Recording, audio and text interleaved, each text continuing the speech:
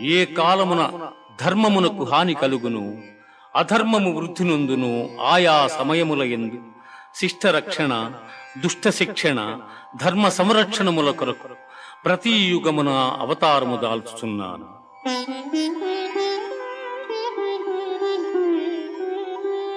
వీతరాగ భయ క్రోధాః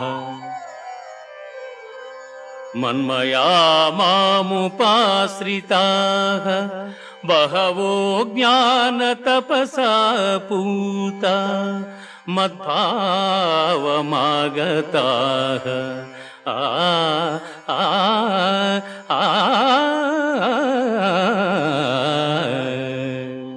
అనురాగము, భయము, క్రోధము వదలి నాయందు మనస్సు లగ్నము చేసి ఆశ్రయించిన సత్పురుషులు జ్ఞానయోగము చేత పరిశుద్ధులై నా సాన్నిధ్యము